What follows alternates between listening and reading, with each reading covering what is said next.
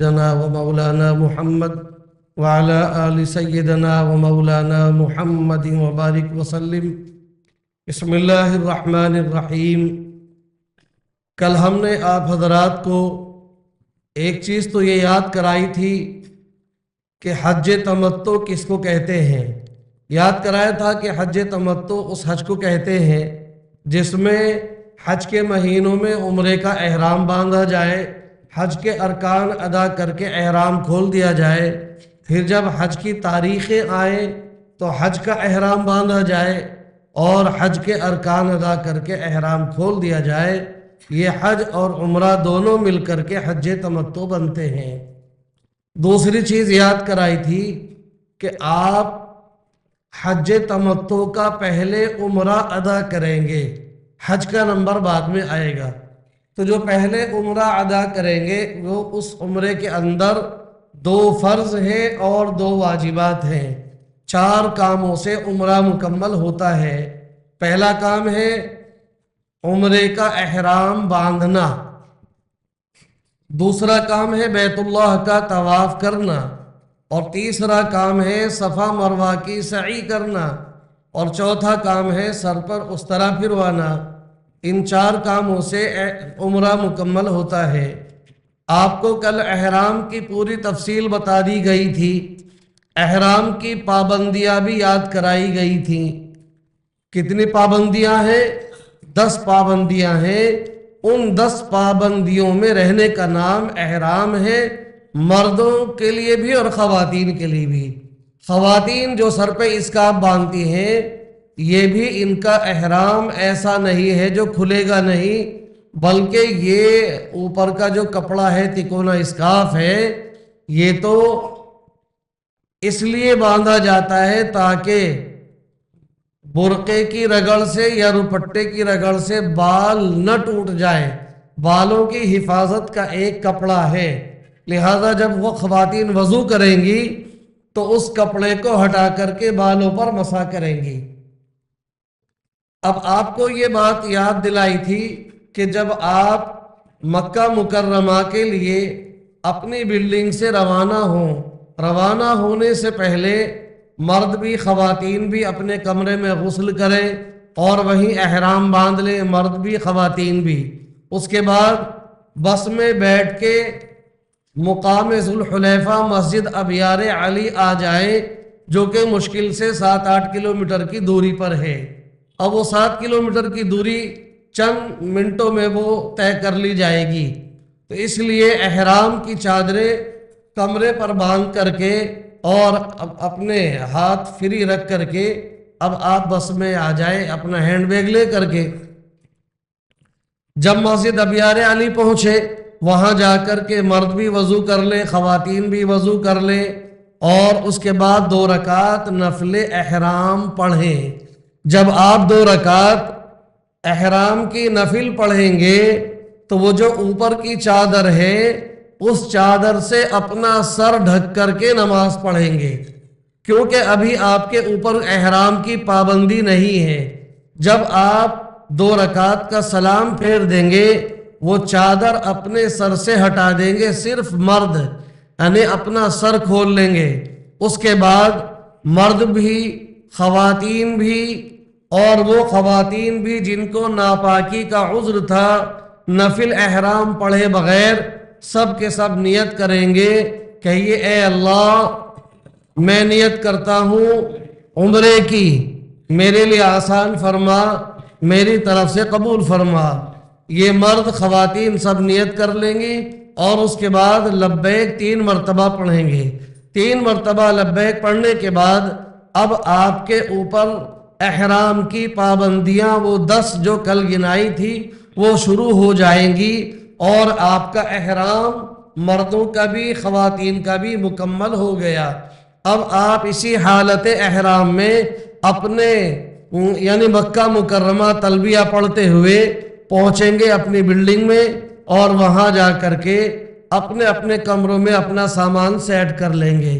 ادھر سے جو اخیر میں دلی سے جدہ اور جدہ سے مکہ مکرمہ جائیں گے وہ دلی ایئرپورٹ پر احرام کی چادریں باندھ کر کے वहीं दिल्ली एयरपोर्ट पर 2 रकात नफिल पढ़ के और सलाम फेरने के बाद चाहे तो वहीं उम्रे की नियत कर ले और लब्बैक पढ़ ले, और चाहे तो नियत और लब्बैक के बगैर हवाई जहाज में बैठ जाए। जब हवाई जहाज 3.5-4 घंटे उड़ चुके उसके बाद फिर वो वहाँ पर नियत करें और तलबिया पढ़ें। उनका भी नियत और तलबिया करने के बाद मर्द व ख़वातीन का वहाँ पर भी एहराम मुकम्मल जो हो जाएगा और उनके ऊपर भी एहराम की वो 10 पाबंदियाँ आयद हो जाएंगी। जिस तरह से मदीना मुनव्वरा से उन ख़वातीन ने भी नियत भी की और तलबिया पढ़ा जिन्हें नापाकी का उज़्र है, इसी तरह से जो ख़वातीन दिल्ली से जद्दा जा रही हैं और जाते वक्त उन्हें नापाकी का उज़्र है, वो नहा धो करके अपने सर पे इस्काफ तो बांध लेंगी लेकिन नमाज नहीं पढ़ेंगी। बगैर नमाज पढ़े वो अपने हाजियों के साथ साथ दीगर ख़वातीन के साथ साथ वो भी नियत करेंगी और लब्बैक पढ़ेंगी। इस नियत और लब्बैक के बाद उनका एहराम भी मुकम्मल हो जाएगा। आपको एक चीज़ और बता दें, बहुत सारी ख़वातीन को, कुछ ख़वातीन जिन्हें पता नहीं होता, ये मशवरा दे देती हैं कि अभी आपको उज़्र है नापाकी का, आप यहाँ से एहराम मत बांधना, यहाँ से नियत मत करना, मक्के इसी हाल में पहुँच जाना। मक्के जाकर के जब पाकी हासिल हो जाए तो उसके बाद फिर आप एहराम बांध के मस्जिद आयशा जाना। ये अमल बिल्कुल गलत है। याद रखें, ये जिन बहन बेटी का ये बच्चा है वो बराए मेहरबानी इनको घर पहुंचा करके या कि कोई इंतज़ाम करके आ जाए, सबका सबक मुतासिर हो जाएगा। आपको हम वीडियो दे देंगे, अगर किसी वजह से बच्चे की मसरूफियत की वजह से आप न आ सके तो घर पे बैठ के ये हमारी रिकॉर्डिंग वीडियो सुन लेना, इंशाअल्लाह पूरा सबक समझ में आ जाएगा। लेकिन ख़वातीन के सबक को और मर्दों तक भी डिस्टर्ब हो रहा है, इनके सबक को ख़राब न करें, बराए मेहरबानी इनको घर ले जाके कोई इंतज़ाम कर दें। दरूद शरीफ पढ़ लें, अल्लाहुम्मा सल्ली अला सय्यिदना।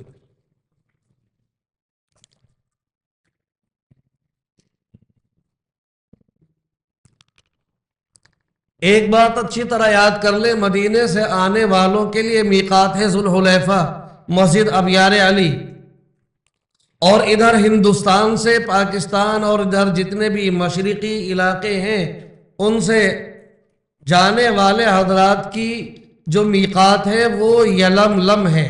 जद्दा पहुंचने से आधा घंटा पहले वो मुकाम आता है।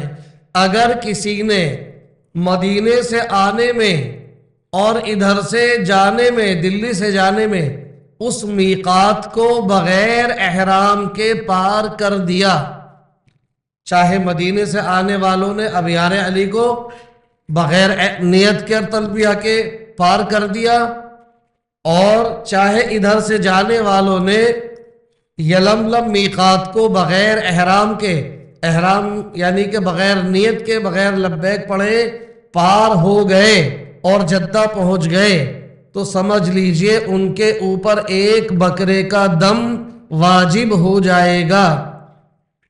लिहाजा किसी भी हाल में नियत और लब्बैक के बगैर उस मीकात को पार नहीं करना, ना मर्दों को ना ख़वातीन को। इस बात को अच्छी तरह से नोट कर ले। तो सबक जो हमने आपको पढ़ा दिया आपने यहाँ भी सुन लिया, और ये वीडियो एक एक करके इंशाअल्लाह आप तक पहुँचती रहेंगी। आप इनको भी अपना 1-1.5 घंटे का वक्त निकाल के जाने वाले हाजी हज्जन यकसुई के साथ दोबारा सुने ताकि सबक और बेहतरीन हो जाए। इस सबक को जहन में महफूज कर लेना। इसके अलावा कोई खाला नानी, कोई दादा दादी मशवरा दे किसी किस्म का, उस मशवरे को मत मानना अगर हमारे इस सबक से टकराता हो। हाँ, हमारे सबक के मुताबिक बता रहा है कोई, تو ٹھیک ہے بھائی، ہم نے وہاں بھی سن لیا اور آپ نے بھی بتا دیا، بہت اچھی بات ہے۔ لیکن اگر اس سبق سے ٹکراؤ پیدا ہو جائے تو آپ ہمیں، جب ہم آپ کو کتاب دیں گے گلے میں ڈالنے والی، اس میں ہمارا نمبر ہوگا انشاءاللہ، آپ فوراً ہمیں فون کریں کہ ہمیں یہ مسئلہ بتایا گیا تھا، اس کے بارے میں آپ کی کیا رائے ہے، آپ بتا دیجئے، فوراً ہم سے رابطہ قائم کریں، انشاءاللہ ہم آپ کی رہنمائی کریں گے۔ اب دلی سے جانے والے بھی اپنی بلڈنگ پر پہنچ گئے اور جدہ سے مدینے سے آنے والے بھی اپنی بلڈنگ پر پہنچ گئے۔ اب آپ تو کل ایک مشورہ دیا تھا کہ جاتے ہی بلڈنگ پر سامان رکھتے ہی فوراً آپ کو عمرہ کرنے کے لیے حرم دوڑ لگانے کی ضرورت نہیں ہے، بلکہ آرام کرنے کی ضرورت ہے، آرام کریں، کھانے کی ضرورت ہے، کھانا کھائیں، جو بھی تقاضا ہو، 2 گھنٹے 3 گھنٹے 4 گھنٹے 6 گھنٹے جتنا بھی وقت آپ کو درکار ہو، آپ اتنا وقت آپ آرام میں نکال سکتے ہیں۔ اس کی کوئی قید نہیں ہے کہ مکہ پہنچنے کے بعد اتنے گھنٹے کے اندر اندر عمرہ ہو جانا چاہیے، ایسا کوئی مسئلہ نہیں ہے۔ آپ کو چاہے 12 گھنٹے گزر جائیں انتظار میں، کوئی حرج کی بات نہیں۔ بس کیا ہوگا، جب تک آپ عمرہ نہیں کریں گے ان 10 پابندیوں میں رہیں گے، ان 10 پابندیوں کی خلاف ورزی نہیں کریں گے، بس اتنا ہوگا۔ 10 گھنٹے گزرے، 8 گھنٹے گزرے، 12 گھنٹے گزرے، اس سے کوئی فرق آپ کے عمل پر نہیں پڑے گا۔ جب آپ پوری طرح سے چست ہو گئے، آپ پوری طرح سے فٹ ہو گئے، مرد و خواتین سب فٹ ہو گئے، تو اب ان خواتین کے علاوہ جنہیں مدینے سے آتے وقت اور ادھر دلی سے جاتے وقت ناپاکی کا عذر تھا، وہ خواتین ابھی اپنے کمرے پر پاک ہونے کا انتظار کریں گی، وہ ابھی عمرہ کرنے کے لیے حرم نہیں جائیں گی، بلکہ ان کو ابھی اپنی پاکی کا انتظار کرنا ہے۔ اب یہاں پر رکاوٹ بنا تو ہم نے یہاں روک دیا، اور ان کے لیے کوئی بڑا مسئلہ نہیں ہے، بس ان پابندیوں، یعنی انہیں بالوں کی احتیاط، یعنی اپنے طور سے بال کاٹنے توڑنے نہیں ہیں، لیٹنے بیٹھنے میں، وضو کرنے میں بال ٹوٹ جائیں جھڑ جائیں کوئی حرج نہیں، خود بخود ٹوٹ رہے ہیں، انہیں ٹوٹنے دے، جھڑنے دیں۔ آپ نے جب یہ کپڑا باندھ رکھا ہے اسکارف یہ، تو انشاءاللہ اس سے کافی حفاظت رہے گی، خوشبو نہیں لگانی، ناخن نہیں کاٹنے، اس طرح سے یہ چیزیں، چہرہ نہیں ڈھکنا ہے، یہ پابندیاں ان کی رہیں گی۔ مردوں کی بنسبت خواتین کو زیادہ دن پابندیاں کر لینے میں کوئی دشواری نہیں ہوتی، کیونکہ مردوں کو تو 2 چادروں میں بھی رہنا پڑتا ہے اور 10 پابندیوں میں بھی رہنا پڑتا ہے۔ خواتین کا کوئی کپڑے کا میٹر نہیں ہے، بس ان پابندیوں کا مسئلہ ہے۔ جب تک ان کو پاکی حاصل نہ ہو جائے وہ تو اپنے روم پر انتظار کریں گی پاک ہونے کا۔ اس کے علاوہ مرد اور پاک خواتین اب وہ اپنے بلڈنگ سے نکلے، عمرہ کرنے کے لیے چلنا ہے، تو سب سے پہلا کام ان کو یہ کرنا ہے کہ آپ ریسیپشن پہ جائیں اور اس بلڈنگ کا کارڈ لے لیں اور اس کو اپنے احرام بیلٹ میں رکھ لیں، خواتین اپنے پرس میں سنبھال کر کے رکھ لیں۔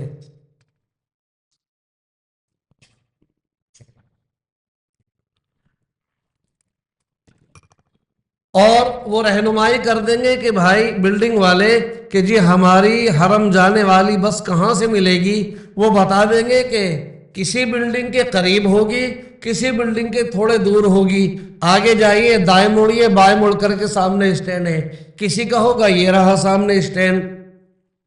تو بہرحال اس کے دائرے میں کہیں نہ کہیں وہ اسٹینڈ ہے، بس اسٹینڈ، وہاں آپ بس اسٹینڈ پہ پہنچے اور وہاں دیکھیں آپ کی بس کھڑی ہوئی ہے، بس نمبر کتنا ہے اس کا فوٹو کھینچ لیجئے، اس کو نوٹ کر لیجئے۔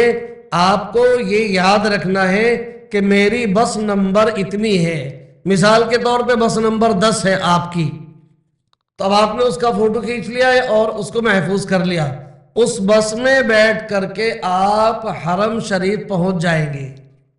शुरू शुरू में तो बसें डायरेक्ट चलती हैं, बिल्डिंग से चल करके और सीधे हरम पहुंचा देती हैं, लेकिन फिर कुछ दिन के बाद उनका निज़ाम ये बनता है कि वो बिल्डिंग से चल के बीच में एक मुकाम होता है, वहां पर छोड़ देती हैं। वहां से छोड़ने के बाद फिर दूसरी बस मिलती है।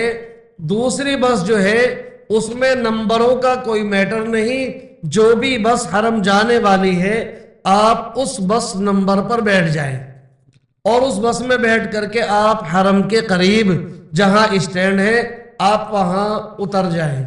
वहां उतर के अब आप हरम की तरफ चलेंगे तो थोड़ा सा मैं ये रहनुमाई कर दूं कि बस स्टैंड पिछले साल तक तो इधर था जिधर हुजूर अकरम सल्लल्लाहु अलैहि वसल्लम का पैदाइशी घर है, जहां पर आप पैदा हुए थे। वो घर जहां पर है अब लाइब्रेरी बनी हुई है उस तरफ, यानी कि वहां से सफा मरवा आपके सामने आता है, उस तरफ स्टैंड है। आप स्टैंड से बस से उतर करके आप सफा मरवा के बाएं बराबर से होते हुए आप जब चलेंगे, दाहिने हाथ पे सफा मरवा की बिल्डिंग है और बाएं हाथ पे एक बहुत बड़ा महल, पहाड़, पहले पहाड़ आएगा फिर एक महल बादशाह का दिखाई देगा, उसके बीच में से रास्ता है। उस रास्ते से गुजरते हुए आपको छोटे छोटे कई सारे गेट मिलेंगे। आप वहां जाएं और जिस गेट से एंट्री हो रही है उस गेट से आप अंदर दाखिल हो जाएं। आमतौर से गेट नंबर 1 से भी एंट्री होती है और वहां पर कभी कभी गेट नंबर 1 से एंट्री नहीं होती है तो गेट नंबर 5, 6, 7 से भी वो एंट्री कराते हैं। जिधर से भी दाखिला हो रहा हो आप उधर से अंदर दाखिल हो। अंदर दाखिल होने से पहले आप अपने साथ में एक ऐसा बैग लेकर के जाएं। यहाँ हमारे शौकत भाई के पास एक चप्पल रखने का एक थैला होता है, वो इस तरह का होता है कि आप उसे कमर पे टांग भी सकते हैं। उसकी तनी आप यानी चप्पल उस थैले में रखें और उसको आप अपनी कमर पे टांग लें, आपके हाथ फ्री हो गए। मर्द भी अपने चप्पल उसमें रख ले, खवातीन भी। आमतौर से मियाँ बीवी के लिए वो थैला एक काफी हो जाता है, मियाँ बीवी दोनों अपने चप्पल उसमें रख देते हैं और वो कमर पे टांग के आगे बढ़ते हैं। अब आप आगे बढ़ें, नजरें झुका करके हरम में दाखिल होना है। नजरें कितनी झुकानी है? जिस तरह से हम नमाज पढ़ते हुए हालते क़याम में अपनी नजरों को सजदे की जगह पर रखते हैं, इसी तरह से चलते हुए हम अपनी नजरों को सजदे की जगह पर रख के आगे को बढ़ेंगे। इतनी नजर झुकाने से नंबर 1 आपको दूर से बैतुल्लाह खाना काबा नजर नहीं आएगा। नंबर 2 इतनी नजर झुकाने पर आप चलते रहेंगे, आपको रास्ता क्लियर नजर आता चला जाएगा। नजर इसलिए झुकानी है ताकि दूर से बैतुल्लाह पर नजर न पड़े, क्योंकि हदीस में है कि जो हाजी, जो जाने वाला बैतुल्लाह पर पहली नजर पड़ने के बाद जो भी दुआ मांगेगा उसकी वो दुआ कबूल हो जाएगी। लिहाजा दूर से उचटती नजर पड़ी और दुआ कुछ मांगी कुछ नहीं मांगी, मजा नहीं आया। इसलिए करीब से जाके बैतुल्लाह को देख करके भरपूर निगाहों से देख करके देर तक दुआ मांगेंगे तो वो ज्यादा लुत्फ आएगा। इसलिए नजरों का झुकाने का एहतमाम बताया जाता है। नजरें झुकाए हुए आप बैतुल्लाह के सहन में पहुंच गए जहां पर तवाफ हो रहा है। अब आप इन झुकी नजरों से दाएं बाएं का जायजा लें कि हमारे दाएं बाएं कौन सी जगह ऐसी खाली है जहां हम इत्मीनान के साथ खड़े होकर कुछ देर दुआ मांग सके। آپ کو دائیں بائیں دیکھ کر کے وہ جگہ مل جائے گی، آپ اس طرف کھڑے ہو اور اب آپ اس طرح سے نظر اوپر کو اٹھائے اور بیت اللہ کو دیکھیں۔ اب بیت اللہ کو دیکھ کر کے آپ کو جو بھی دنیا کی بھلائی، آخرت کی بھلائی، اپنے لیے، امت مسلمہ کے لیے، اپنے گھر والوں کے لیے، اپنے مرحومین کے لیے، پوری امت مسلمہ کے لیے، خصوصاً فلسطین اور غزہ والوں کے لیے، ان سب کے لیے ہم بیت اللہ پر پہلی نظر پڑنے کے بعد خوب رو رو کر کے دعائیں مانگے۔ اور یہ رونے کا عمل مجھے بتانے کی ضرورت نہیں ہے، جب آپ کی نگاہیں بیت اللہ پر پڑیں گی اسی وقت آپ کی ہچکیاں بن جائیں گی، آنکھوں سے آنسو جاری ہو جائیں گے، ایک دم سوچتے رہ جائیں گے کہ میں کہاں آ گیا، کہاں میں اور کہاں یہ بیت اللہ جہاں پر برسوں سے میں تمنا کرتا چلا آیا، آج وہ بیت اللہ میری نظروں کے سامنے ہے جس پر ہر وقت اللہ کی رحمتوں کا نزول ہوتا ہے۔ کائنات کے لیے جتنی رحمتیں لکھی جاتی ہیں پہلے بیت اللہ پر نازل ہوتی ہیں، پھر چاروں طرف پوری دنیا میں وہ پھیلائی جاتی ہیں۔ آج میں اس مقام پر آ گیا ہوں، اپنی قسمت پر آدمی رشک کرتا ہے، بے ساختہ زبان سے جملے کبھی نکلتے بھی نہیں ہیں، آنکھوں سے آنسو جاری ہو جاتے ہیں۔ انہی آنکھوں سے بہتی ہوئے آنسوؤں کے ساتھ آپ خوب دعاؤں کا اہتمام کریں۔ ان تمام دعاؤں میں ایک دعا یہ بھی مانگے کہ اے اللہ تو مجھے مستجاب الدعوات بنا دے، اے اللہ تو مجھے مستجاب الدعوات بنا دے۔ یہ جملہ یاد نہ رہے تو مستجاب الدعوات کا مطلب ہے اے اللہ تو مجھے ایسا بنا دے میں جو دعا جب کبھی جہاں کہیں مانگا کروں قبول ہو جایا کرے، یہ مستجاب الدعوات کے معنی ہیں۔ اے اللہ تو مجھے ایسا بنا دے میں جو بھی دعا مانگوں، جہاں بھی مانگوں، جب بھی مانگوں، جس موقع پر مانگوں قبول کر لیا کرنا، یہ مستجاب الدعوات کے معنی ہے۔ تو یہ دعا بھی آپ مانگ لیں گے، جب آپ کی یہ دعا قبول ہو گئی آپ مستجاب الدعوات بن گئے، پھر آپ جہاں بھی ہوں گے انشاءاللہ آپ کی ہر دعا قبول کی جائے گی۔ آپ سے ابھی سے بہت سارے حضرات نے دعاؤں کے لیے کہنا شروع کر دیا ہوگا، اور آخری وقت تک، ایئرپورٹ تک آپ سے لوگ دعاؤں کی درخواست کریں گے، حاجی صاحب میرے لیے بھی دعا کرنا، میرے لیے بھی، کوئی بیٹے کے لیے، کوئی پوتے کے لیے، کوئی شادی بیاہ کے لیے، کوئی بچیوں کے رشتے اور شادی بیاہ کے لیے، کوئی اور دیگر مقدمات کے لیے، طرح طرح کی دعائیں آپ کے سامنے آئیں گی، طرح طرح کے لوگ آپ سے دعاؤں کی درخواست کریں گے۔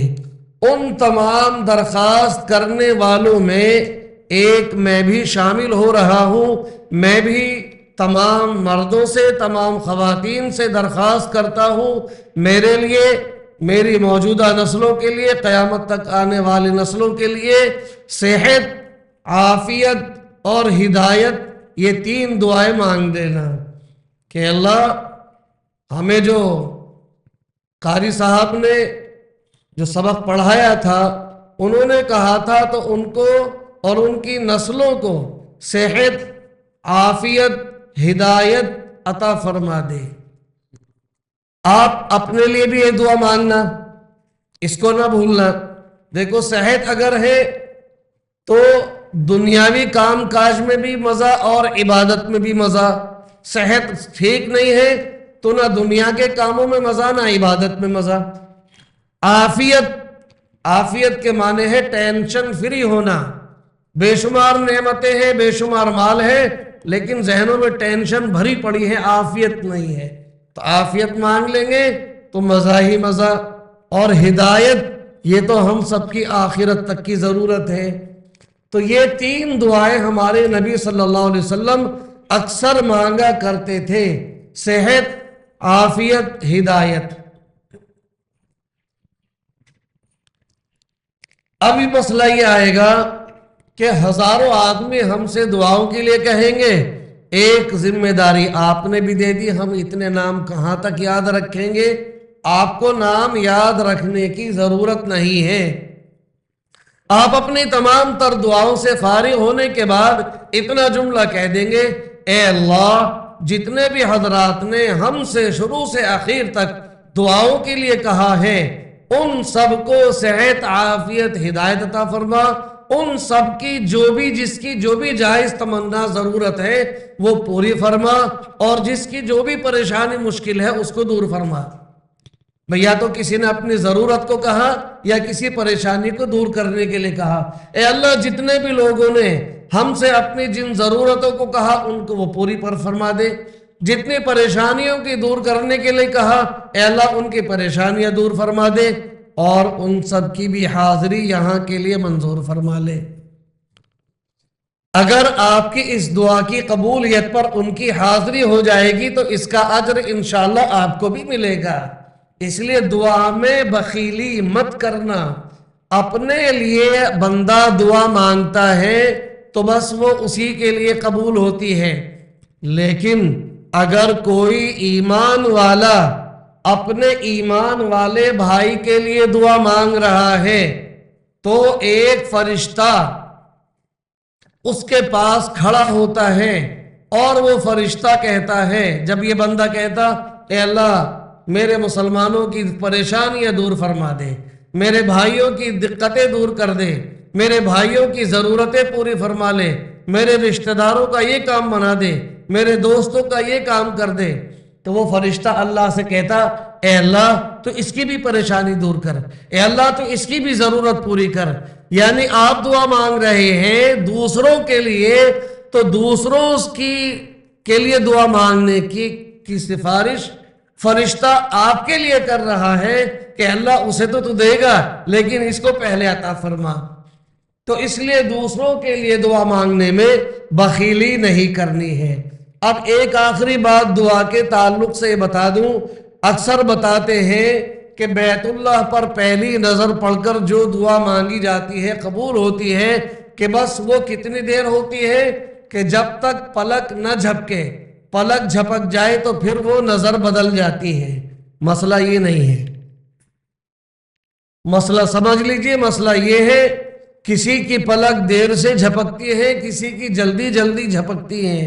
پلک جھپکنے نہ جھپکنے سے نظر کے بدلنے کا حکم نہیں ہے، بلکہ جب تک ہماری توجہ بیت اللہ پر ہے، ہم ادھر ادھر اپنی ان نگاہوں کو پھیر نہیں رہے ہیں، تب تک وہ آپ کی پہلی ہی نظر ایک ہی نظر کہلائے گی، چاہے پلک بار بار جھپک رہی ہو، وہ ایک ہی۔ اور 10 منٹ تک آپ نے دعا مانگی اور اس 10 منٹ میں 1000 مرتبہ پلک جھپکی، تب بھی وہ پہلی ہی نظر کہلائے گی۔ ہاں دعا مانگتے مانگتے ہم یوں ہو گئے تو بیت اللہ سے نظر ہٹ کے ادھر گئی، اب جو آئی اب یہ دوسری نظر کہلائی۔ اوپر نیچے دائیں بائیں جب ہماری توجہ ہو جائے گی وہ نظر دوسری بنے گی۔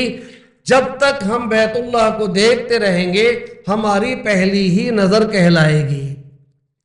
یہ آپ نے اپنے لیے دنیا کی بھلائی، آخرت کی بھلائی اور تمام ایمان والوں کے لیے دعا مانگ لی۔ اپنے ملک کے حالات کے لیے بھی دعا مانگے، اے اللہ ہمارے ملک میں بھی امن و امان عطا فرما، اے اللہ ظالم حکمرانوں سے محفوظ فرما، اے اللہ حکومتیں ایسی عطا فرما جو ہماری خیر خواہ ہوں، بری اور ظالم حکومتوں سے ہمیں نجات عطا کر دے۔ سمجھ گئے آپ؟ جی یہ دعا آپ ضرور مانگے، فلسطین اور غزہ کے لیے بھی مانگے اور اپنے ملک کے لیے بھی مانگے۔ یہ آپ اللہ کے مہمان ہیں، آپ وہاں مانگیں گے انشاءاللہ، تدبیر بھی ہو رہی ہے اور باقی دعاؤں کا اہتمام بھی آپ کریں۔ دعا سے فارغ ہو چکے، اب چلے دعاؤں کا اہتمام کر لیا، اب آپ کو طواف کرنے کے لیے بیت اللہ کے اس کونے کی طرف جانا ہے جہاں سے طواف شروع ہوتا ہے۔ بیت اللہ شریف کے 4 کونے ہیں، پہلا کونا ہے رکن حجر اسود. پہلا کونا رکن حجر اسود. رکن کے معنی کونا، یعنی رکن وہ کونا جدھر حجر اسود پتھر نصب ہے. پہلا کونا رکن حجر اسود، دوسرا کونا رکن عراقی، اور تیسرا کونا رکن شامی، اور چوتھا کونا رکن یمانی. یہ 4 کونے ہیں. تو رکن حجر اسود جو کونا ہے اس کے سامنے ہری بتی جل رہی ہوگی. آپ یہ ہری بتی دیکھ رہے ادھر پلر پہ، اسی طرح سے بتی جلی ہوگی. ہم انشاءاللہ 2 دن بعد وہاں ایک خانہ کعبے کا لکڑی کا ماڈل بنا کے یہاں رکھ کے طواف بھی کرائیں گے. تب آپ کی نشاندہی کے لیے ہم نے یہ بتی لگائی ہے. تو آپ دیکھ لیں گے کہ برآمدے میں جہاں بھی ایسی بتی، ٹھیک ایسی لڑی نہیں ہے، وہ دوسرے ٹائپ کی ہے مگر ہری ہے. جدھر بھی ہری بتی ہے ہمیں اس طرف پہنچنا ہے. جب ہری بتی کے قریب پہنچ جائیں وہاں پہنچ کر ہمیں 5 کام کرنے ہیں. یہ 5 کام توجہ سے یاد کر لیجئے. پہلا کام، جو لبیک ہم نے شروع کیا تھا مدینے سے یا جدہ پہنچنے سے پہلے سے ہوائی جہاز میں یا دلی ایئرپورٹ پہ، وہ لبیک پڑھنا، تلبیہ پڑھنا اب بند ہو جائے گا. پہلا کام کیا ہوگا؟ تلبیہ پڑھنا بند ہو جائے گا. یہ سبق آپ کا اتنا پختہ ہو کہ جب ہم یہاں پریکٹیکل کرائیں گے نا تو یہ کام آپ کو کر کے دکھانا پڑے گا. بولنا ہوگا کہ میں اس کونے پہ آیا، میں نے پہلا کام کر دیا، لبیک پڑھنا بند کر دیا، تلبیہ بند کر دیا. لبیک کو تلبیہ کہتے ہیں. پہلا کام. دوسرا کام مرد حضرات کے لیے کہ داہنا کندھا اوپر کی چادر سے جو ڈھکا ہوا تھا، دونوں کندھے، اس اوپر کی چادر سے داہنے کندھے کو کھولنا ہے. وہ احرام کی چادر کندھے سے ہٹا کے اس بغل کے نیچے سے نکالیں گے اور بائیں کندھے پر ڈال لیں گے تو یہ داہنا کندھا کھلے گا. اس عمل کا نام ہے اضطباء. اس عمل کا نام ہے اضطباء. اب یہ لفظ یاد رہے یا نہ رہے، آپ نے داہنا کندھا کھول لیا، اضطباء ہو گیا. تو پہلا کام زور سے بتائیے وہیں تک. پہلا کام لبیک پڑھنا بند، تلبیہ بند. دوسرا کام داہنا کندھا کھولنا. یہ 2 کام ہو گئے. تیسرا کام ہے نیت کرنا.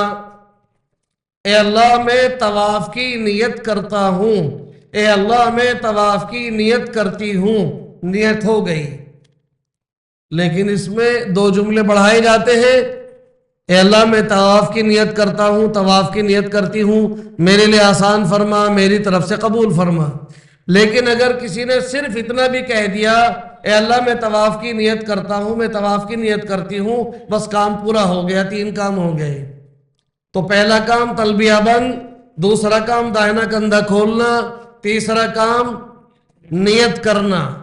اب چوتھا کام ہے مردوں کا بھی خواتین کا بھی، اور نیت کرنا بھی مرد و خواتین سب کے لیے ہے، تلبیہ بند کرنا بھی مرد و خواتین سب کا ہے، صرف کندھا کھولنا مردوں کا ہے. اب چوتھا کام ہے رکن حجر اسود کی طرف ہمارا چہرہ اور سینہ ہوگا، اور یہ بتی جو ہے ہماری پیٹھ کی طرف چلی جائے گی، کمر کی طرف یہ بتی ہوگی، اور ہمارے سامنے چہرہ اور سینہ ہمارا حجر اسود کی طرف ہوگا. ڈائریکشن آپ بالکل یہ سمجھ لیجیے سیم ایسے ہی ہے. یہ 4 کونے ہیں، یہ کونا رکن حجر اسود ہے، اسی کے سامنے بتی جل رہی. یہ کونا رکن عراقی ہے، یہ کونا رکن شامی ہے، اور یہ کونا رکن یمانی ہے. اس رکن عراقی اور رکن شامی کے جو بیچ کا حصہ ہے گولائی کا، اس کو حتیم کہتے ہیں. انشاءاللہ وہ سب کچھ آپ کو دکھایا بھی جائے گا.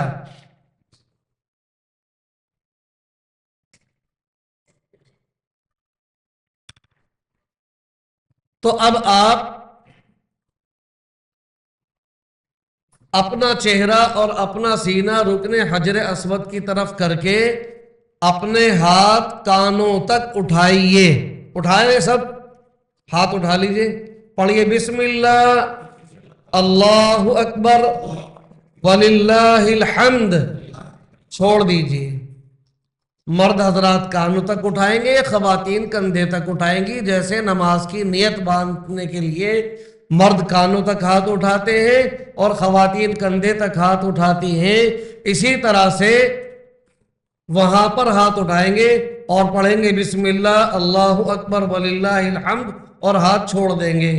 اس عمل کا نام ہے استقبال۔ اس عمل کا کیا نام ہے؟ استقبال۔ ٹھیک ہے، یہ چوتھا کام ہو گیا۔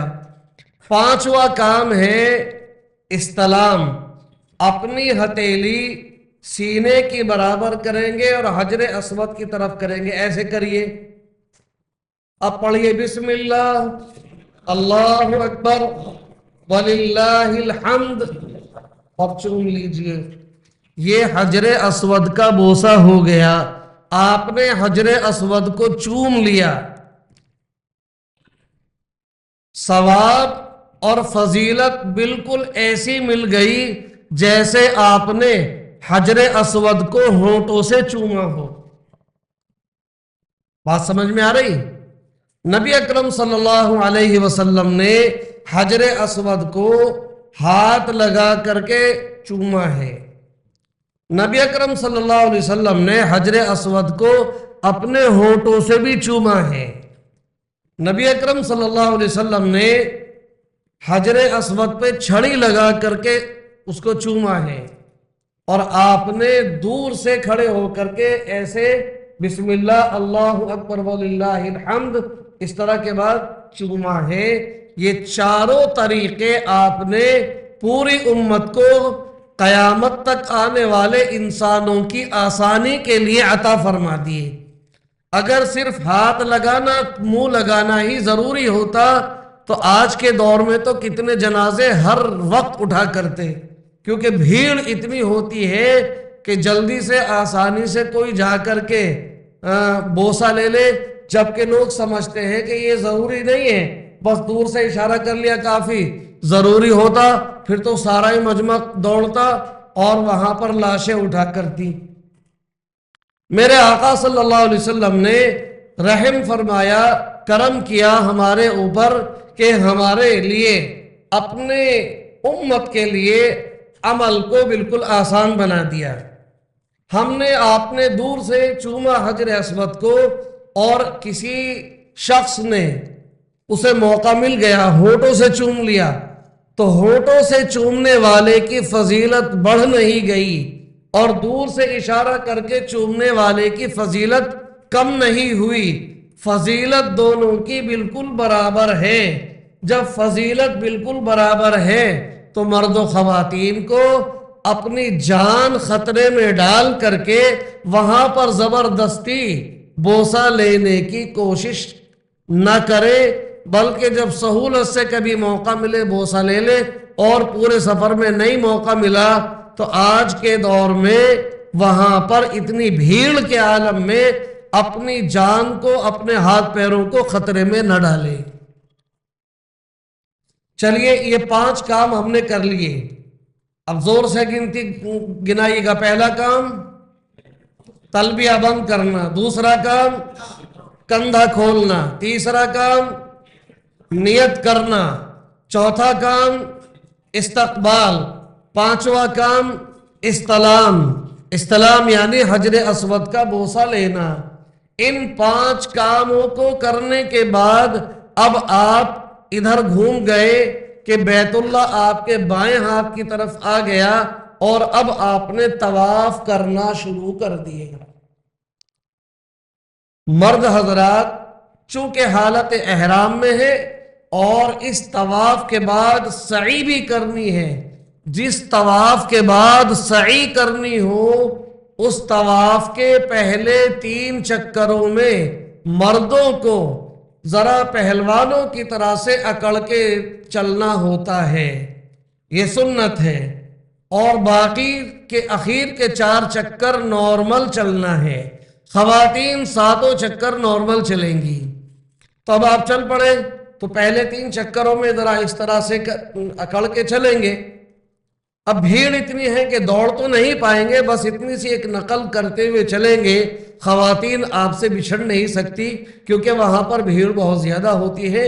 بس اسی نقل کے ساتھ آپ تیسرا کلمہ پڑھتے ہوئے، رمل کرتے ہوئے آپ آئیے، یہاں سے رکن حجر اسود سے رکن عراقی، رکن شامی، رکن یمانی تک تیسرا کلمہ پڑھتے ہوئے چلیں، مرد بھی اور خواتین بھی۔ سبحان اللہ والحمد للہ ولا الہ الا اللہ واللہ اکبر ولا حول ولا قوت الا باللہ العلی العظیم۔ یہ تیسرا کلمہ پڑھتے ہوئے آپ آئے، رکن یمانی پر پہنچ گئے، چوتھے کونے پر۔ جب رکن یمانی پر آئے تو رکن یمانی سے رکن حجر اسود تک آپ پڑھیں گے ربنا آتنا فی الدنیا حسنہ وفی الآخرۃ حسنہ وقنا عذاب النار وادخلنا الجنۃ مع الابرار یا عزیز یا غفار یا رب العالمین۔ جو کتاب گلے میں ڈالنے والی دیں گے اس میں 7 چکر کی الگ الگ دعا بھی ہے، اور یہ ربنا آتنا پوری جو ہم نے آخر تک پڑھی 2 جملے بڑھائے وادخلنا الجنۃ مع الابرار، یہ بھی اس میں لکھا ہوا ہے۔ آپ رکن یمانی سے رکن حجر اسود تک پڑھیں گے، مرد رمل کرتے ہوئے، خواتین نارمل چلتی ہوئی، تیسرا کلمہ پڑھتے ہوئے، اور رکن یمانی سے رکن حجر اسود تک ربنا آتنا پڑھتے ہوئے آپ یہاں رکن حجر اسود پر پہنچ گئے۔ آپ کا ایک چکر مکمل ہو گیا۔ 7 دانوں کی تسبیح جو آپ کے ہاتھ میں ہوگی اس کا ایک دانہ کھینچ دیجئے اوپر نیچے نشانی کے لیے کہ میرا یہ ایک طواف کا چکر پورا ہوا۔ وہ دانہ کب کھینچنا ہے؟ جب چکر پورا ہو جائے۔ چکر پورا ہو گیا، ایک دانہ اوپر نیچے کر دیا، اب اس کے بعد آپ اپنا چہرہ سینہ حجر اسود کی طرف کریں گے اور پھر وہی عمل کریں گے استلام کا، بسم اللہ اللہ اکبر وللہ الحمد چومیں گے اور چوم کر کے دوسرا چکر شروع کر دیں گے۔ اس میں بھی ہر چکر میں پڑھنے کے اعتبار سے تیسرا کلمہ اور رکن یمانی سے ربنا آتنا فی الدنیا، یہی عمل رہے گا۔ اس طرح سے آپ کا دوسرا چکر پورا ہوا، پھر اپنا چہرہ سینہ ادھر کرے، استلام کرے، پھر تیسرا چکر، یعنی ہر چکر کے پورا ہونے کے بعد آپ کو یہاں اپنا چہرہ سینہ ادھر کر کے استلام کرنا ہے اور پھر اگلا چکر آگے بڑھانا ہے۔ اس طرح سے 7 چکروں میں 8 مرتبہ استلام ہوگا۔ پہلے چکر کے شروع کرنے سے پہلے استلام کیا اور چکر ختم ہونے کے بعد استلام کیا، تو 7ویں چکر پہ کیواں استلام ہوگا؟ 8واں استلام ہوگا۔ 8 استلام سے آپ نے 7 چکر مرد و خواتین نے پورے کر لیے۔ اب آئیے مسئلہ، جب ہم طواف کا چکر چل رہے ہیں تو اس وقت چلتے چلتے ہمیں بیت اللہ کی طرف یوں اپنا رخ چہرہ گھما کر کے نہیں دیکھنا، بلکہ سامنے نظر رہے گی اور تیسرا کلمہ پڑھتے ہوئے رہیں گے، ربنا آتنا پڑھیں گے یہاں، اور آگے سامنے دیکھتے ہوئے چلتے رہیں گے۔ بیت اللہ کی طرف اپنے بائیں طرف مڑ کر کے نہیں دیکھنا ہے۔ کیوں؟ حالانکہ بیت اللہ کو دیکھنے پر اللہ کی طرف سے 20 رحمتیں ملتی ہیں، جس میں آپ رحمت کا مطلب سمجھ لیں کہ اللہ کی صرف ایک رحمت پوری دنیا میں جو 18,000 مخلوقات ہیں ان سب کے لیے کافی ہیں۔ حاجیوں کو دیکھنے پر 20 رحمتیں مل رہی ہیں۔ سبحان اللہ نکلا ہی نہیں۔ اگر کہہ دیتا ہر چکر پہ کروڑ روپے ملے گا، بادشاہ بیٹھا ہوگا، سبحان اللہ کے نعرے لگ جاتے۔ اتنا اجر ملا اور دل خوش نہیں ہوا۔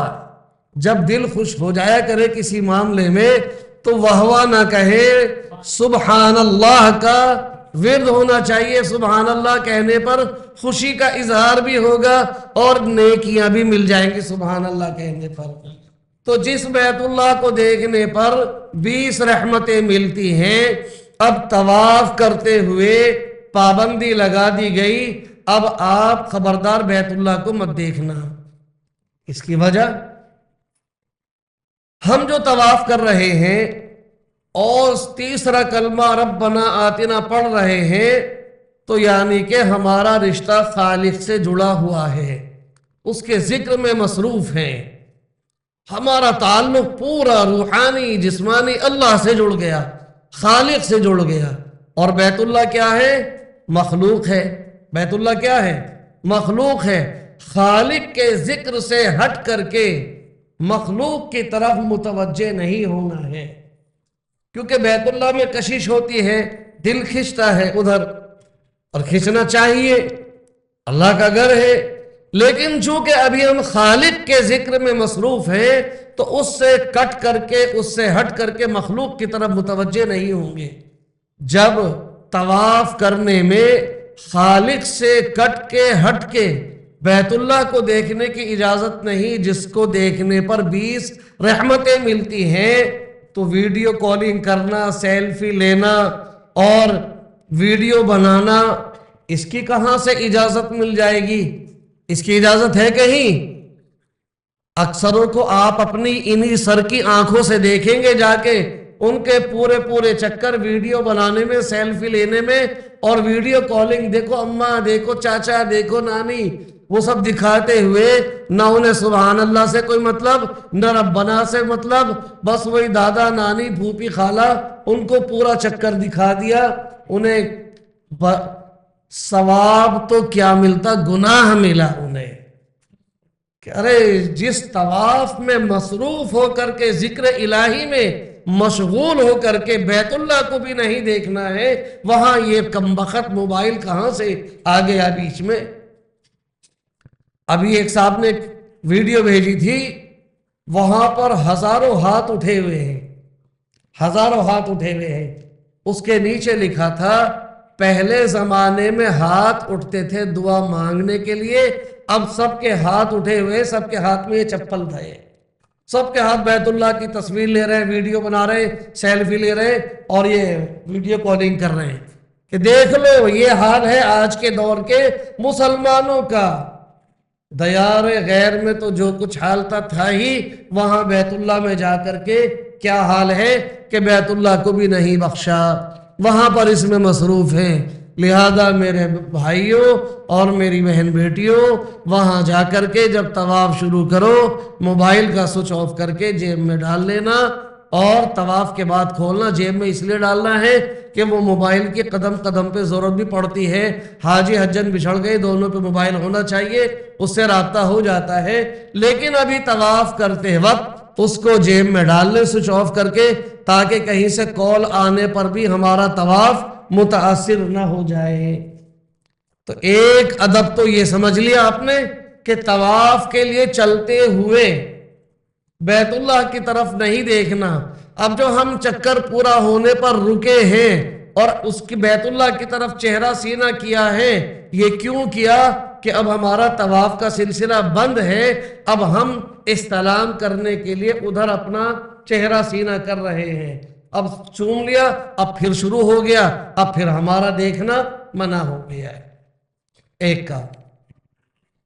دوسرا کام، طواف کے ساتوں چکر میں باوضو رہنا ضروری ہے۔ اگر کسی مرد و خواتین کا وضو ٹوٹ گیا تو اب دیکھیں گے، اگر 4 چکر پورے ہونے سے پہلے وضو ٹوٹا،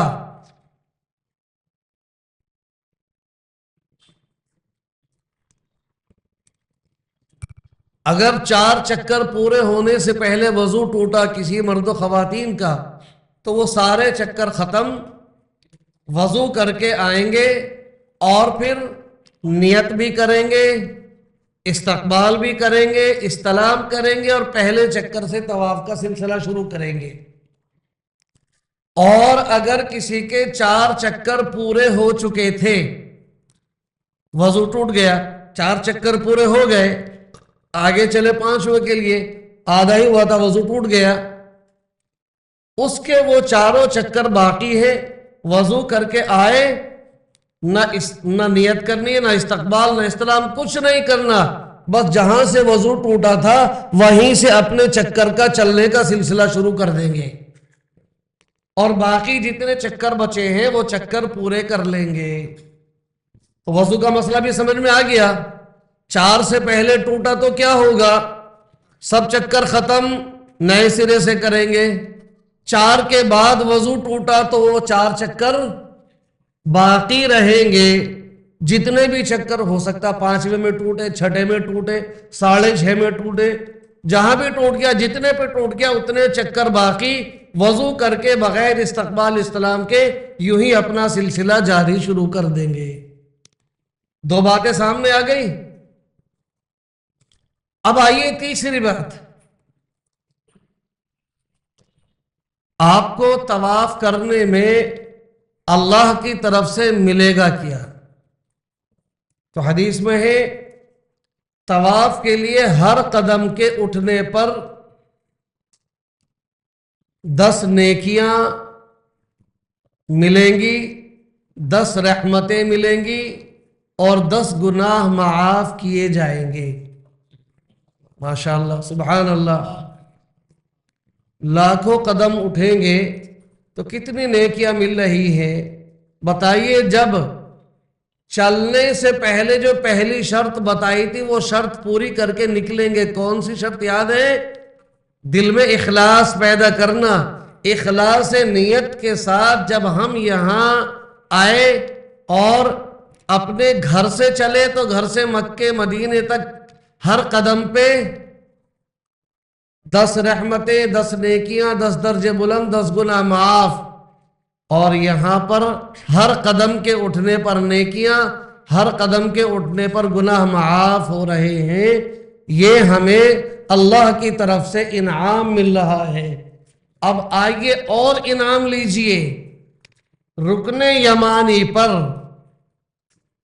70 فرشتے کھڑے ہوتے ہیں حاجیوں کے استقبال کے لیے، اور وہ طواف کرنے والوں کی دعا پر آمین کہتے ہیں. کتنے فرشتے؟ 70 فرشتے دعا پر آمین کہیں گے. اور ہم میرے بھائیوں دعا کیا مانگتے ہیں، ذرا اس کا ترجمہ بھی سن لو. ہم نے یہاں رکن یمانی سے رکن حجر اسود تک مانگا، ربنا آتنا فی الدنیا حسنہ، اے ہمارے پروردگار ہمیں دنیا کی تمام تر بھلائیاں عطا کر دے. اب اس میں سب کچھ آ گیا، سب کچھ آ گیا بھلائی کے اعتبار سے. حلال سب آیا، حرام نہیں آیا. جھٹکا فلیٹ پہ قبضہ آیا، اس میں پلاٹ پہ قبضہ آیا، کسی کی زمین دبائی تھی وہ آیا، وہ تو نہیں آیا نا. حلال آیا. یہ موضوع بھی بیان کروں گا انشاءاللہ. میں یہ موضوع بھی بیان کروں گا، اس کے واقعات بھی بیان کروں گا. اس میں کتنے واقعات حاجیوں کے چھپے پڑے ہیں، اور جو میرے سامنے آئے ہوئے ہیں، اور میں یہاں بھی اور منبر پہ بھی جمعے میں وہ بھی بیٹھے ہوتے ہیں حاجی جو یہ حرکت کر کے گئے ہیں. لیکن الحمدللہ میں بولتا ہوں، بے باک بولتا ہوں، تاکہ انہیں شرم آئے اور اپنے اس حرکت سے باز آ جائے. ایسی ایسی حرکتیں کر کے جاتے ہیں، لیکن آپ الحمدللہ ان حرکتوں سے پاک صاف اخلاص کے ساتھ گئے، حقوق العباد ادا کر کے. ابھی لفظ حقوق العباد ادا کرنے کا بتا دیا، لیکن ابھی موضوع، چونکہ یہ بہت اہم موضوع ہے، اس میں شامل نہیں کر سکتا میں، وہ الگ سے ایک موضوع آئے گا. کیونکہ آپ کا جو طواف کا معاملہ ہے نا بہت اہم ہے، اس کے باریک مسائل آپ کو بیان کرنے ہیں. تو آپ کو اللہ نے کیا عطا کیا؟ ربنا آتنا فی الدنیا حسنہ، مولا ہمیں دنیا کی تمام تر بھلائیاں عطا کر دے. فرشتہ کیا کہہ رہا ہے؟ 70 فرشتے آمین. دنیا کی بھلائیاں ملے گی نہیں ملے گی؟ اے اللہ وفی الآخرۃ حسنہ، مولا میرے آخرت کی بھی ساری بھلائیاں مجھے عطا کر دے. 70 فرشتے کہہ رہے آمین. بولو ملے گی نہیں ملیں گی؟ وقنا عذاب النار، مولا ہمیں جہنم کے عذاب سے بچا لے. 70 فرشتے کہہ رہے آمین. بولو جہنم سے نجات ملے گی نہیں ملے گی؟ وَأَدْخِلْنَا الْجَنَّةَ مَعَ الْأَبْرَارِ، اے رب کریم ہمیں نیک لوگوں کے ساتھ جنت میں داخل کرتے۔ یہ 70 فرشتے آمین کہیں گے، جنت میں داخلہ طے ہو جائے گا کہ نہیں ہو جائے گا؟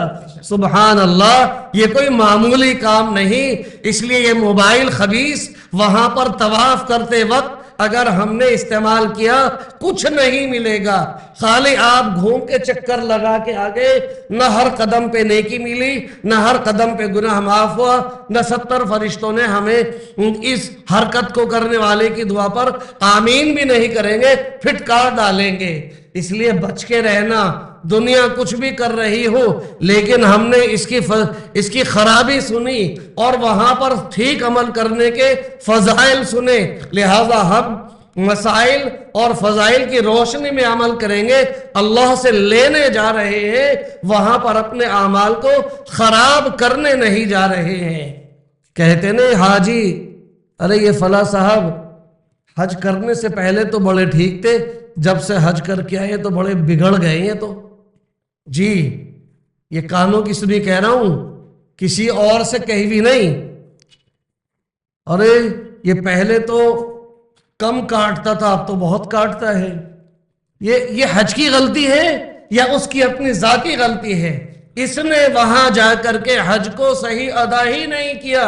یہ حاجی تو کیا بنتا، یہ تو بگڑ کر کے آ گیا، حرکتیں تو پھر ویسی ہی کرے گا۔ جب اس نے وہاں بیت اللہ میں غلط حرکتیں کی ہیں، اللہ کو ناراض کرنے والے عمل کیے ہیں، تو یہاں پر کیا خاک نور لے کر کے آئے گا؟ وہ تو دل میں کالا پن اور سیاہی لے کر کے آئے گا، جو اور بگڑے ہوئے اعمال کرے گا، لوگوں کو اور پریشان کرے گا اور ستائے گا۔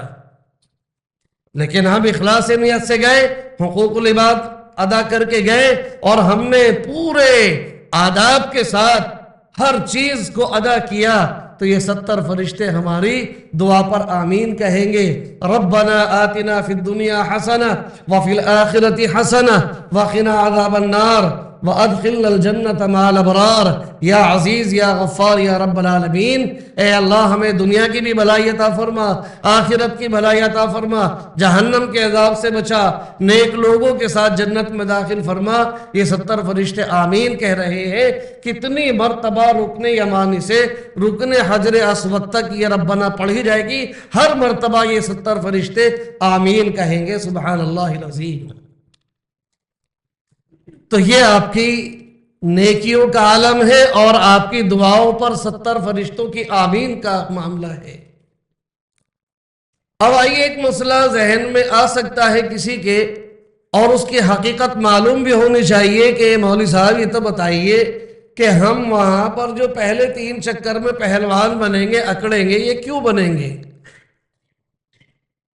80 سال کا بوڑھا بھی پہلوان بننا ہے، 90 سال کا 100 سال کا بوڑھا بھی پہلوان اکڑ کے چل رہے ہیں۔ مولوی صاحب قرآن میں تو لکھا وَلَا تَمْشِ فِي الْأَرْضِ مَرَحًا، زمین میں اکڑ کے مت چلو۔ قرآن کہہ رہا ہے وَلَا تَمْشِ فِي الْأَرْضِ مَرَحًا، زمین میں اکڑ کے مت چلو۔ إِنَّكَ لَن تَخْرِقَ الْأَرْضِ، تمہارے اکڑ کے چلنے سے تم زمین پھاڑ نہیں سکتے ہو۔ وَلَن تَبْلُغَ الْجِبَالَ طُولًا، گردن یوں اونچی کر کے چلنے سے تم پہاڑ کی بلندیوں تک نہیں پہنچ پاؤ گے۔ تو لہذا ذرا امان میں رہ کے چلو، امان میں رہ کے چلو، اکڑ کے مت چلو۔ لیکن وہاں کیوں اکڑ رہے ہیں، وہاں کیوں پہلوان بن رہے ہیں؟ اس کی تاریخ ہے۔ اس کی تاریخ یہ ہے، جب پیارے آقا صلی اللہ علیہ وسلم اپنے صحابہ کے ساتھ عمرہ کرنے کے لیے سن 6 ہجری میں تشریف لائے تھے، تو مقام حدیبیہ سے واپس کر دیا گیا تھا کہ اس سال آپ عمرہ نہیں کر سکتے۔ پھر آئندہ جب عمرہ کرنے کے لیے تشریف لائے تو کفار مکہ نے کہا کہ یہ مسلمان بیچارے لٹے پٹے ہو گئے ہیں، غریب ہیں، کمزور حالت میں ہیں، لہذا ان کو تو ہم جلدی دبوچ لیں گے، ان کی حالت تو بڑے کمزور ہو رہی ہے، ان کو تو 1 منٹ میں ہم صفایا کر دیں گے۔ بذریعہ وحی کفار مکہ کے حالات کا علم نبی اکرم صلی اللہ علیہ وسلم کو ہو گیا۔ کس ذریعے سے ہوا؟ بذریعہ وحی۔ ہاں، اتنی بات ذہن سے نکال دو، علم غیب کس کو ہے؟ صرف اللہ کو ہے، اللہ کے علاوہ غیب کا علم کسی کو نہیں ہے۔ نبی اکرم صلی اللہ علیہ وسلم کو جو موجودہ وقت میں کچھ آگے کی باتیں بتائی جاتی، آپ جو بتاتے تھے قیامت تک آنے والی جو باتیں بتائی، وہ آپ نے علم غیب سے نہیں بتائی، بلکہ بذریعہ وحی آپ کو بتایا گیا، سب کچھ کھول کے دکھا دیا گیا تو وہ بتا دیا گیا۔ تو کفار کی اس نیت کو بھی حضور کے سامنے کھول دیا گیا، اللہ کی طرف سے کھل گیا۔ آپ نے بھانپ لیا، اچھا یہ ہمارے اوپر شیر بننا چاہتے ہیں۔ آپ نے فوراً صحابہ کو خطاب کیا، میرے صحابہ ذرا انہیں اکڑ کے چل کے دکھاؤ۔ ہاں میرے صحابہ ذرا اکڑ کے چلو، پہلوانوں کی طرح چلو، انہیں بتاؤ ہمارے پیٹ میں کھانا نہیں ہے، تن پہ صحیح سے کپڑے نہیں ہیں، لیکن ایمان اتنا مضبوط ہے کہ ہم تم سے دبنے والے نہیں ہیں۔ یہ ایمان کی چنگاری یہ رگو ریشے میں پیوست ہو چکی ہے، تم اس کو مٹا نہیں سکتے ہو، ذرا اکڑ کے چلو، اکڑ کی چال چل کے دکھاؤ انہیں۔ اب صحابہ نے اپنے نبی کی سنت پر جو عمل کیا، جو میرے نبی نے فرما دیا تھا، اور اس سنت کو جو اختیار کیا، جو صحابہ اکڑ کے چلے ہیں، اس کی ہیبت اللہ نے کفار مکہ کے اندر ایسی ڈال دی کہ وہ حیرت زدہ رہ گئے اور ان کے پیٹ خراب ہو گئے کہ نہیں بھائی یہ تو بڑے جری لوگ ہیں، یہ نوالا بننے والے نہیں ہیں۔ تو لہذا میرے نبی کی وہ سنت جو اس وقت جاری کی تھی، یہ قیامت تک چلتی رہے گی۔ کہیں بھی چلنا ہے انکساری کے ساتھ چلنا ہے، عاجزی کے ساتھ چلنا ہے، لیکن جب طواف عمرے کا کریں گے، جس کے بعد سعی کرنی ہو، تو اس میں پہلے 3 چکروں میں اکڑ کے چلیں گے۔ اب آپ سے کوئی پوچھے گا اکڑ کے کیوں چلتے ہو وہاں؟ اللہ نے تو منع کیا ہے کہ بھئی میرے نبی نے صحابہ کو حکم دیا تھا، اس سنت پر ہم عمل کرتے ہیں، بس یہ تاریخ ہے ہمارے اکڑ کے چلنے کی۔ الحمدللہ ان تمام آداب کی رعایت رکھتے ہوئے آپ نے طواف کے 7 چکر پورے کر لیے، مردوں نے بھی خواتین نے بھی۔ اب ہمارے عمرے کی تکمیل 7 چکروں کے بعد کہاں ہوگی؟ اب ہم آئے مقام ابراہیم کے سامنے۔ مقام ابراہیم کے سامنے آ کر کے، یعنی بالکل پاس تو نہیں جا سکتے، سامنے کا مطلب ہے یہ مقام ابراہیم ہے اور طواف والے وہاں تک ہے، تو آپ گھوم کر کے اخیر میں وہاں پہنچ جائیں گے جہاں پر زیادہ بھیڑ نہ ہو اور طواف والے نہ چل رہے ہوں، اور مقام ابراہیم ہمارے سامنے آ جائے۔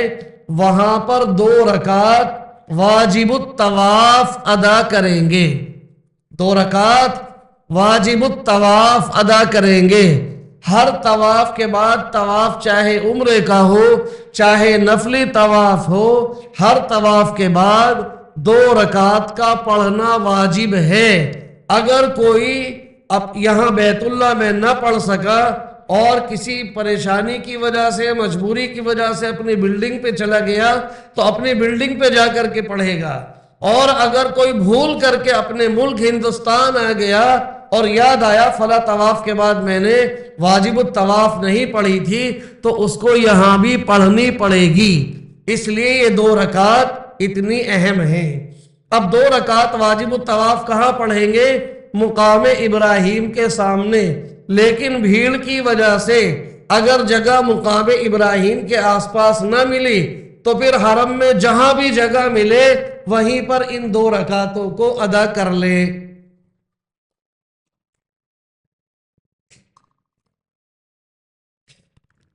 ان 2 رکعتوں کو ادا کرنے سے پہلے اپنا وہ کندھا جو طواف شروع کرنے سے پہلے کھولا تھا، وہ کندھا ڈھک لیں گے۔ اس کے بعد 2 رکعت واجب الطواف ادا کریں گے۔ کندھا ڈھکیں گے، سر نہیں ڈھکیں گے، کیونکہ سر ڈھکنے کی پابندی ہے۔ مردوں نے بھی 2 رکعت واجب الطواف ادا کر لی اور خواتین نے بھی 2 رکعت واجب الطواف ادا کر لی۔ لہذا اب ہمارا عمرے کا طواف مکمل ہوا۔ ایک چیز اور بتا دوں آپ کی سہولت کے لیے، جب ہم یہاں سے 7ویں چکر کے لیے چلیں 7वें चक्कर चलते चलते जब हम आप पहुंचेंगे हतीम के पास, जो एक गोलाई का हिस्सा है हतीम, इस हतीम से बाहर बाहर ही आप तवाफ करेंगे। जब हतीम से पार हो जाएंगे, आगे चलेंगे, तो यहां आकर के जरा भीड़ ऐसी छट जाती है, क्योंकि जगह कुशादा है कि सहूलत हो जाती। यहाँ पर बहुत टाइट होता, यहाँ बहुत टाइट होता, यहाँ बहुत टाइट होता। हतीम पार करने के बाद जगह खुल जाती है, तो उसके बाद से आप धीरे धीरे दाहिने हाथ की तरफ हटना शुरू हो जाए। चलते रहे, दाहिने हाथ की तरफ हटते चले जाएं। मिसाल के तौर पे आप यहाँ थे और आप धीरे धीरे चलते चलते हटते चले गए, तो हरी बत्ती तक जाते जाते आप भीड़ से बहुत बाहर निकल चुके होंगे। अब आप बस इस्तलाम करेंगे और 2 रकात वाजिबुत तवाफ पढ़ने चलेंगे। अगर आप तवाफ के 7वें चक्कर में भी अंदर ही रहे और यहाँ इस्तलाम करके फिर जो निकलेंगे, तो भीड़ को चीरते हुए जाना पड़ेगा, थोड़ी सी दुश्वारी होगी। उस दुश्वारी से बचने के लिए हमें ये अमल इख्तियार करना होगा कि रुकन यमानी के पास से ही हम धीरे धीरे दाहिने हाथ की तरफ हटते चले जाएं। अब आइए, ये है मुकाम ये हतीम का हिस्सा गोलाई वाला। ये गोलाई वाला जो हतीम का हिस्सा है, ये हतीम क्या है, इसकी तारीख क्या है।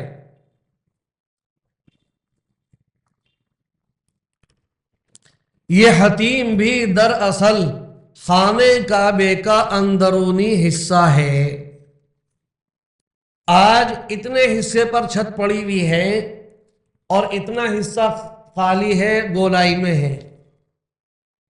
तो नबी अकरम सल्लल्लाहु अलैहि वसल्लम की विलादत से पहले ये गोलाई वाला हिस्सा भी इस खाने काबे के अंदर था।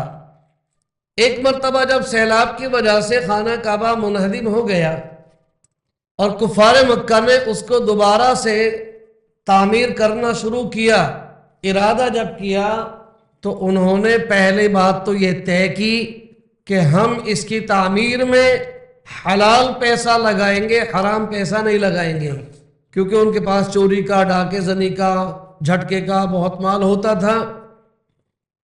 उन्होंने कहा नहीं, जिसके पास हलाल पैसा है वही लेकर के आए।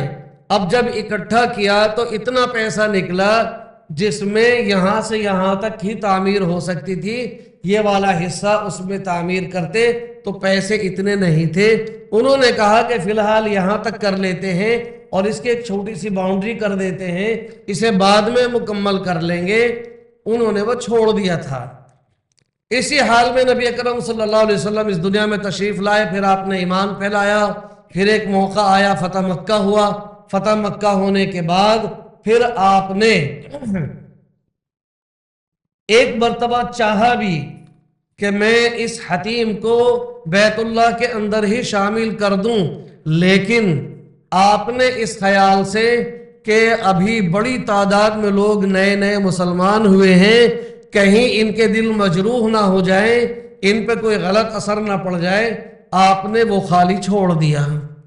दरअसल वो खाली क्या छोड़ा, अल्लाह रब्बुल इज्जत ने वो खाली छुड़वा दिया आपके और हमारे और क़यामत तक आने वाले इंसानों की सहूलत के लिए, और बैतुल्लाह के अंदर नमाज पढ़ने का सवाब हासिल करने की फजीलत हमें आपको भी मिल जाए, उसके लिए अल्लाह ने छुड़वा दिया।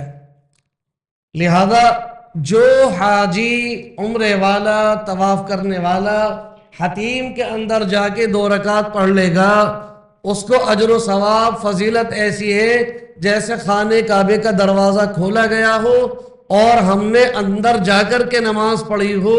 जो फजीलत उस दरवाजे के खुलने के बाद अंदर जाकर के नमाज पढ़ने की है, वही फजीलत और वही सवाब हतीम के अंदर मर्द पढ़े तो मर्दों को सवाब मिले, खवातीन पढ़े तो खवातीन को सवाब मिलेगा। लिहाजा मर्द खवातीन वहां जाकर के नमाज पढ़ते हैं। तो ये भी दरअसल बैतुल्लाह का अंदरूनी हिस्सा है।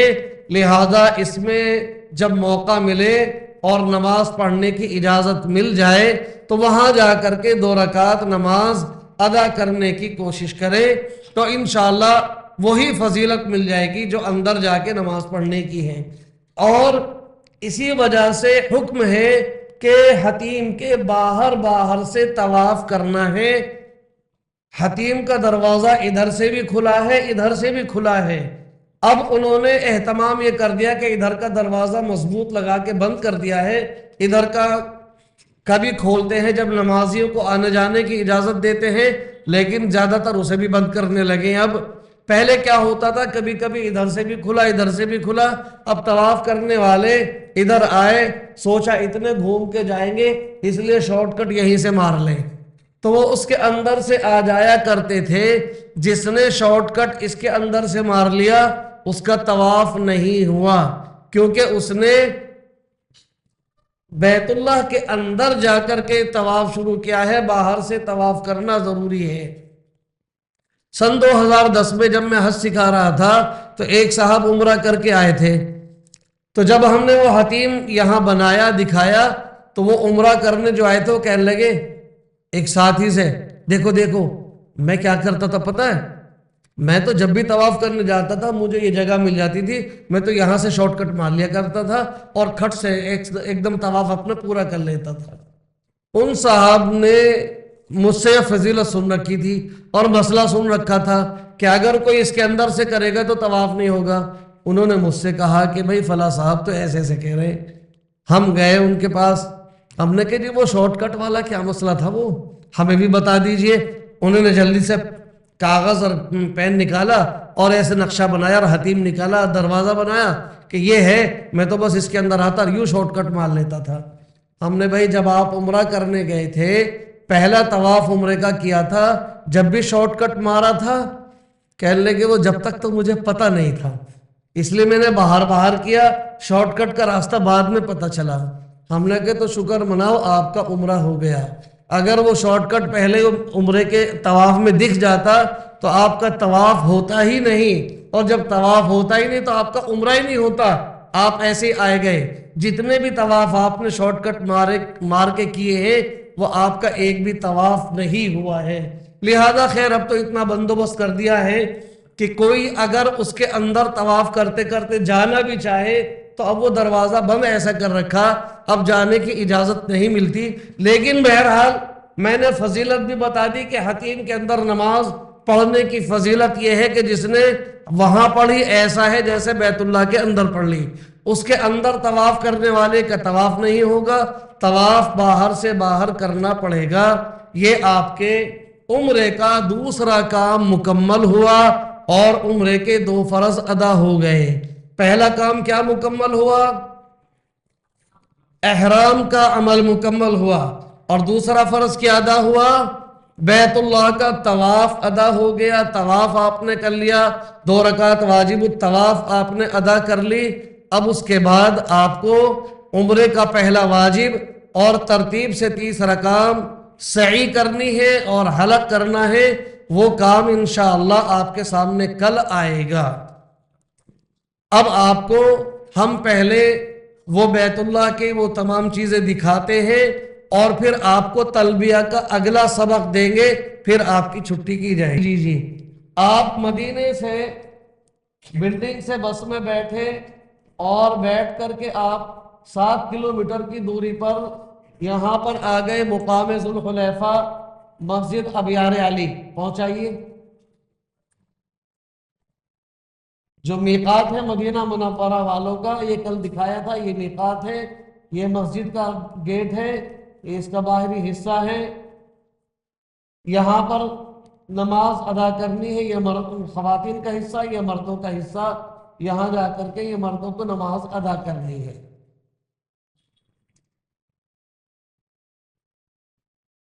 یہاں سے اس کی یہ حرم کی حد شروع ہو جاتی ہے۔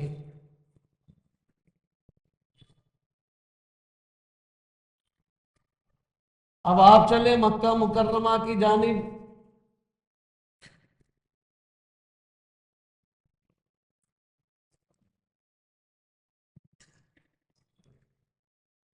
یہ کلاک ٹاور ہے، یہ خانہ کعبہ ہے، یہ حرم شریف ہے پورا۔ یہ نیا حصہ ہے اور یہ پرانا حصہ ہے، یہ سارا چاروں طرف یہ پہاڑ ہے۔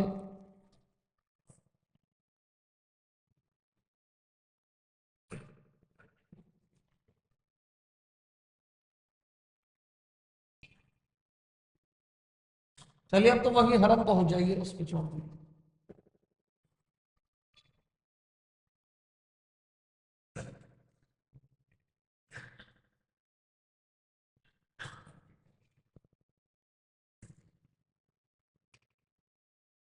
یہ عمرے کے دو فرض، احرام، نیت، تلبیہ، یہ ایک فرض، دوسرا فرض طواف جو آپ نے الحمدللہ آج مکمل کر لیا۔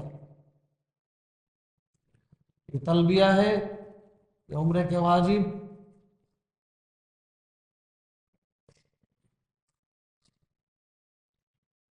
یہ جدہ سے جانے والوں کا ہے، جدہ ایئرپورٹ سے یہاں آ کر کے جدہ ایئرپورٹ پہ اتریں گے اور یہاں سے پھر یہ مکہ مکرمہ اپنی بلڈنگ پہ پہنچ جائیں گے۔ اب آئیے دیکھیے، یہ ہے حرم شریف کا باہری حصہ، یہ چاروں طرف باہر کا حصہ ہے۔ وہ